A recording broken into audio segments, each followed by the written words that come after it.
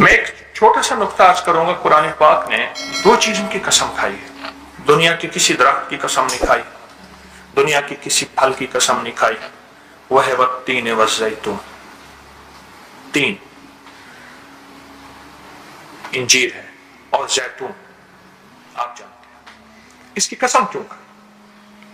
कुरान ने इसकी कसम खाई है बकायदा।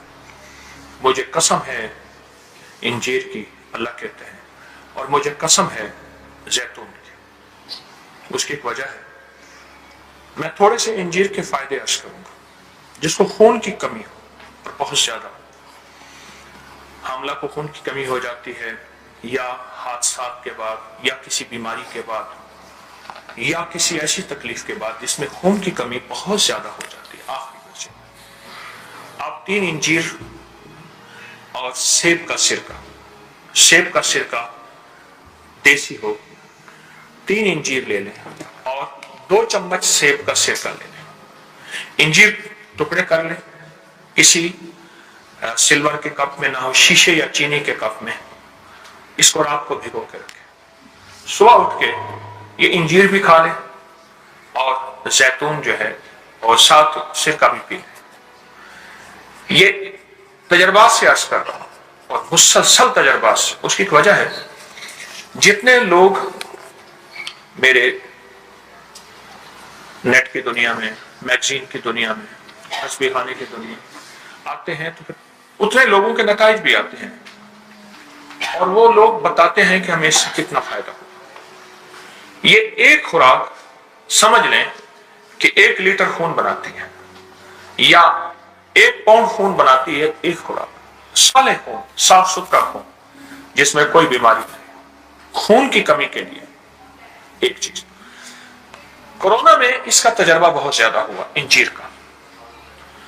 जिनके कोरोना फेफड़ों में चला गया और वो वेंटिलेटर पे या ऑक्सीजन में या जैसे, उनको जब इंजीर खिलाया गया, इंजीर उबाल के पिलाया गया, इंजीर वैसे खाया गया, फेफड़ों का कोई मसला है, पुरानी खांसी है, दमा है, और दमा एलर्जी वाला है, जिसको पोलन एलर्जी भी कहते हैं, या एलर्जी के मौसम के बदलने से, अलमारी खुलने से, संदूक खुलने से, किसी खुशबू से पुरानी एलर्जी हो, उसके लिए इंजीर बहुत ताकतवर चीज है कि अल्लाह ने कसम खाई है।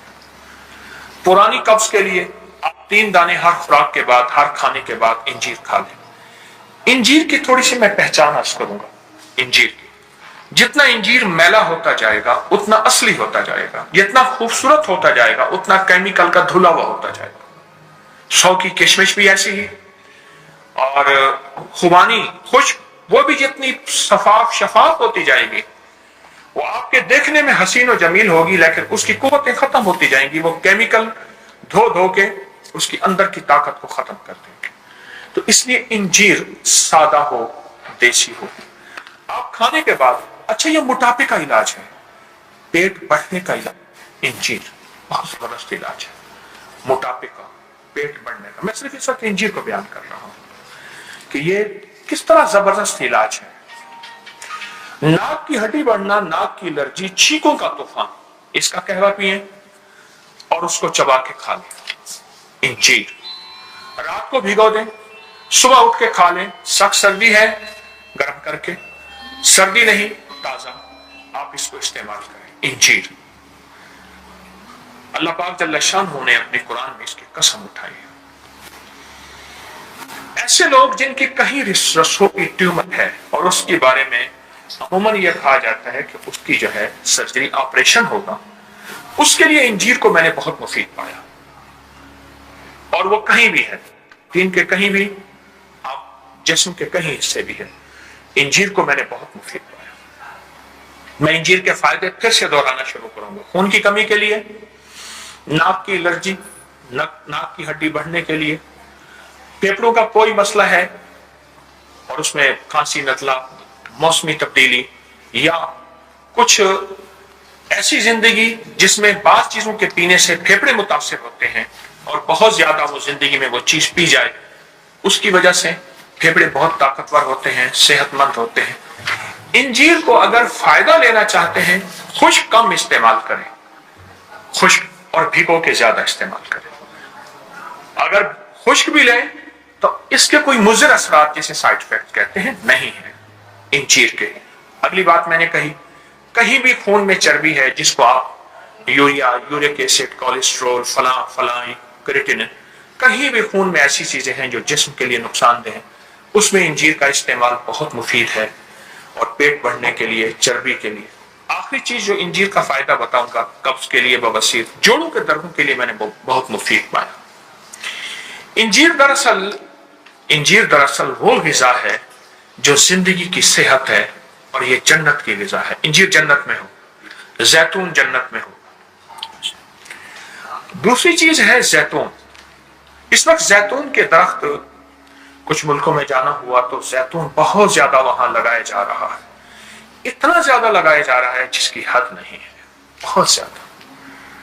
میں ابھی اردن گیا تو مجھے پریشانی ہوئی کہ اردن میں تو ویزا بہت مشکل ہے، تو میں یہاں کھڑا تھا، یہ درمیان میں نہر تھی، جیسی ہماری یہ کینال نہر ہے ہماری، یہ بارڈر اسرائیل کا، یہ نہر تھی سامنے، بالکل نہر کے سامنے۔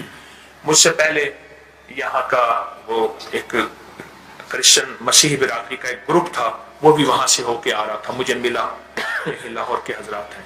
اچھا، وہاں میں نے دیکھا کہ اس اسرائیل میں اور اردن میں بہت زیادہ انجیر لگایا جا رہا ہے۔ کئی ملکوں میں نے دیکھا انجیر بہت زیادہ، حد سے زیادہ۔ اس کی ایک وجہ ہے، پوری دنیا واپس فطرت کی طرف لوٹ رہی ہے، نیچر کی طرف لوٹ رہی ہے۔ ہم نے اس کو نام آرگینک کا دیا ہے، لیکن واپس فطرت کی طرف سفر ہے ہمارا۔ انجیر اور زیتون۔ اب زیتون کا ایک ٹوٹکا بتاتا ہوں۔ 2 چمچ اسبگول کا چھلکا، 1 چمچ شہد، اور 2 چمچ جو ہے وہ زیتون کے تیل کے، یہ ملا کے آپ صبح نہار میں استعمال کریں۔ جو شخص یہ چاہتا ہے کہ موسمی تبدیلی ہو یا جسمانی تبدیلی ہو، عمر کے ڈھلنے کے اعتبار سے، دل کے دورے کا کھچاؤ، ذہنی ٹینشن، اعصابی تناؤ، یا کوئی ایسی لا علاج بیماری مجھے نہ لگے، وہ اس ٹوٹکے کو صرف دن میں 1 دفعہ استعمال کر لیں۔ اچھا، اس ٹوٹکے کے ساتھ میں نے ایک تھوڑی سی تبدیلی بتاتا ہوں، ایک چھوٹی سی تبدیلی۔ 2 چمچ اسبگول، 2 چمچ زیتون، 1 چٹکی کلونجی، 25 کلو لوگوں کے وزن کم ہوئے ہیں، کلو، پاؤنڈ نہیں۔ موٹاپے کا علاج ہے، پیٹ بڑھنے کا علاج ہے۔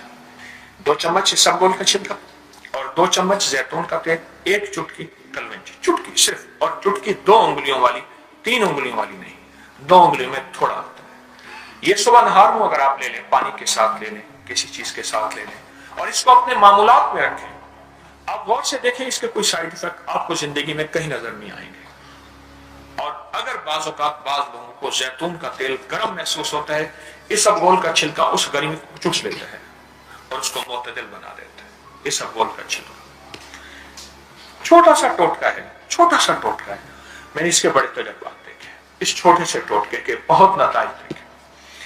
ایک سفر میں تھا تو وہاں ایک صاحب تھے، ان کو خراٹے آتے تھے، اور اتنے زیادہ آتے تھے، وہ خراٹے کرتے کرتے پھر ان کے بعد ان کا خراٹوں سے سینہ بھر جاتا تھا، پھٹتے تھے، ادھر بازو مارتے تھے، ادھر بازو مارتے تھے، ادھر ساتھ سویا ہوا اٹھ جاتا تھا، ادھر اٹھ جاتا تھا، پھر تھوڑی سی کروٹ لے کے پھر سو جاتے تھے، پھر 3-4 منٹ کے بعد پھر دھماکہ ہوتا تھا،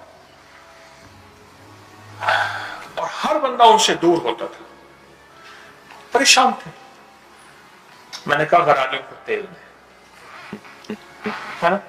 گھر کے دروازے آپ ہوں تو چونچاں کرتے ہوں تو اس کے قبضوں کو تیل دے دیں تو وہ دروازے ٹھیک ہو جاتے ہیں۔ میں نے تیل لیا اور میں ایک ایسے صحرائی سفر میں تھا جہاں کوئی چیز میسر نہیں تھی۔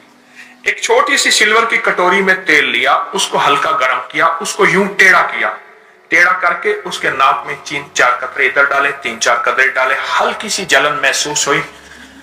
وہ رات حیرت انگیز طور پہ خود بھی سکون سے سویا، دوسروں کو بھی سکون سے سونے دیا۔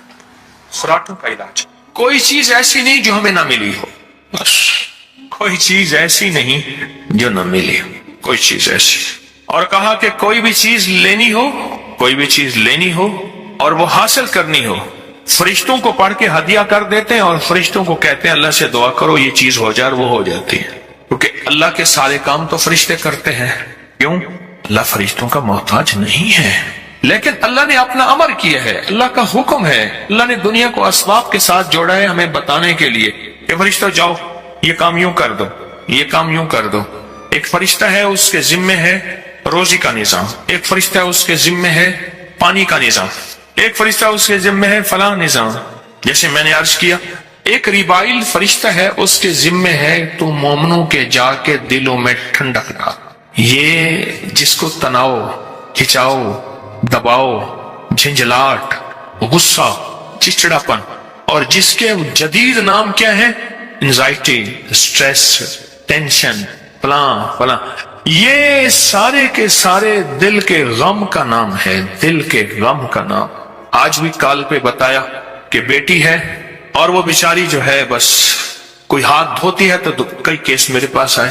مجھے ایک خاتون سامنے بیٹھنی تھی، کوئٹہ سے آئے، سخت سردی تھی، کہنے لگے اماں صحن میں بیٹھ کے سخت کوئٹہ کی سردی میں نہاتی رہتی ہے، نہاتی رہتی ہے، نہاتی رہتی ہے، یخ برف پانی، اور اماں کے ہاتھ کے گوشت نرم پھٹ جاتا ہے. اماں کہتی میں ناپاک ہوں. وہ کہتے ہیں دل کا اطمینان، جی دل کا اطمینان ہوا ہے، مجھے سکون ملا ہے مجھے. اللہ پاک جل شانہ نے اس کے لیے بھی ایک فرشتہ پیدا کر دیا. یا فرشتہ تیرا نام ریبائل ہے اور تیرے ذمے مومنوں کے دلوں میں، ایمان والوں کے دلوں میں ٹھنڈک پیدا کرنا ہے، سکون پیدا کرنا ہے، چین پیدا کرنا ہے. ہاں تیرے ذمے ہے، جا تو مومنوں کے دلوں میں جا اور ٹھنڈک اور سکون پیدا کر. زندگی کے ہر شعبے میں، زندگی کے ہر شعبے میں، زندگی کے ہر نظام میں اللہ نے فرشتے بنائے. زندگی کے ہر شعبے میں، زندگی کے ہر نظام میں اللہ نے فرشتے بنائے. ہر نظام میں اللہ نے فرشتے بنائے اور وہ فرشتے ہمارے نظام کو دیکھ کے چل رہے ہیں. فرشتے مدد کو آتے ہیں، فرشتے زندگی میں شامل ہیں، ہمارے ہر شعبے میں فرشتے ہماری زندگی کے ہر شعبے میں شامل ہیں. میری بات کو غور سے سنیے گا، غور سے سنیے گا. زندگی کے ہر شعبے میں شامل ہیں فرشتے، ہر شعبے میں شامل. فرشتے ہماری زندگی کے ہر شعبے میں شامل. لیکن ہم سے غلطی کیا ہوئی ہے؟ غلطی کیا ہوئی ہے؟ ہم نے فرشتوں کے نظام کو سمجھا نہیں، جنات کے نظام کو سمجھا نہیں، اللہ کی مدد کے آنے کے طریقوں کو سمجھا نہیں. قصور کہاں ہوا؟ پہلے دن سے، لحد سے، مہد سے لے کر لحد تک اماں کی گود سے کام شروع ہوا کہ اماں کی گود نے پہلے دن یہ بتایا ہی نہیں کہ فرشتوں کی ذمہ داری کیا ہے اور فرشتے کیا کرتے ہیں، جنات کی ذمہ داری کیا ہے اور جنات کیا کرتے ہیں.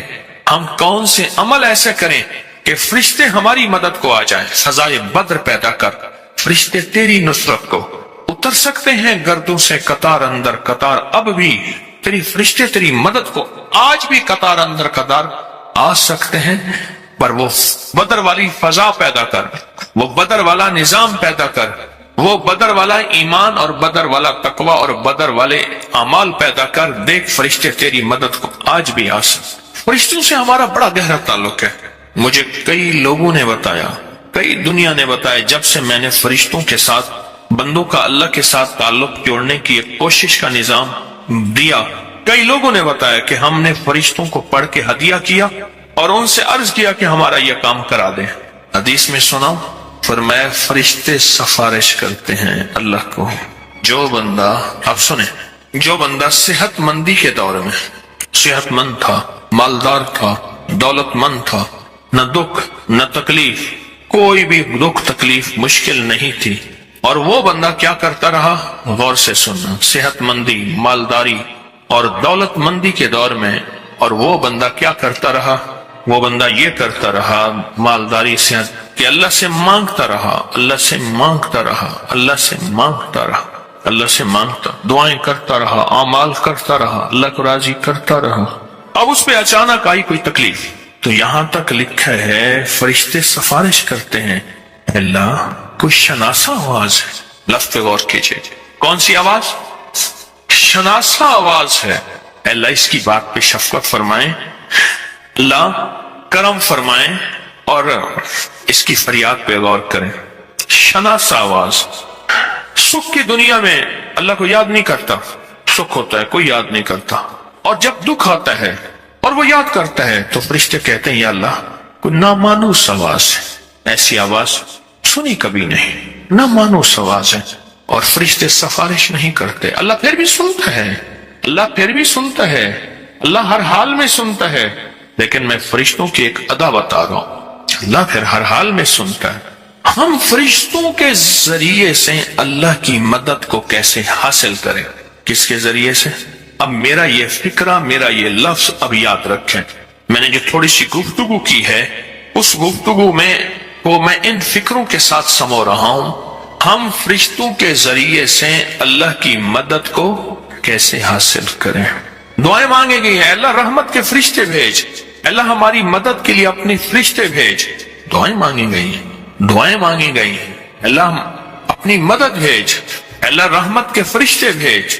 بارش کا پانی، میں آج فرشتوں میں بات کر رہا ہوں، غور سے سمجھیے گا، بارش کا پانی مقدس، محترم، اس میں شفا یابی اس لیے ہے کہ ہر قطرے کے ساتھ فرشتہ آتا، حدیث میں آتا ہے، میرے آقا کا فرمان ہے، ہر قطرے کے ساتھ فرشتہ آتا ہے، بارش کے ہر پانی کے ہر قطرے کے ساتھ فرشتہ آتا۔ اور فرشتوں سے ہمارا تعلق کیسے بنے؟ کیوں فرمایا فلاں گناہ کرنے سے فرشتے کوسوں بندے سے دور ہوتے ہیں؟ کیوں فرمایا روزے دار کی منہ کی بو جو روزے کی بھوک کی وجہ سے ہوتی ہے، فرشتے اپنا منہ اس منہ کے ساتھ لگاتے ہیں اور لگانے کے بعد کہتے ہیں اس کے منہ سے ایسی خوشبو آ رہی ہے جیسے مشک کی خوشبو، کستوری کی خوشبو، مشک کی خوشبو اور کستوری کی خوشبو۔ ہم تو فرشتوں سے کے ذریعے سے اللہ کی مدد حاصل کریں، اللہ کی مدد حاصل کریں۔ ہمارے کتنے تعویذات ایسے ہیں جن کے کونوں پہ فرشتوں کے نام لکھے ہوئے ہیں، جبرائیل، میکائیل، اسرافیل، تنکافیل وغیرہ وغیرہ، اسرائیل، کئی نام لکھے ہوئے ہیں۔ کیوں لکھے ہوئے ہیں؟ ہمارے بڑے دانا تھے، فرشت